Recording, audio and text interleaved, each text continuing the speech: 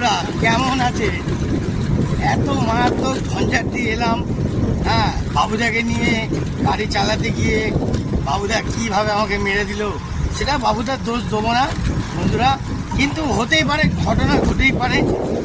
আমি যেহেতু গাড়িটা চালাইনি বলে তাই কনফিডেন্স দিতে পারলাম না। কিছু মনে করবেন না, আবার মাথা ঠিক হয়ে গেছে, শরীর ফিট, আমি পুরো একদম রেডি। আবার মার্কেটে গরম ধোলাই দেওয়ার জন্য চলে এলাম। চলো বন্ধুরা, আরও অনেক রকম খাস কত রকমের আনন্দ দিতে পারবো কিনা, আর আপনাদের মন জয় করতে পারবো কিনা সেটাও দেখাবো। চলো বন্ধুরা, আজকের মতন এত অবধি। জয় গুরু।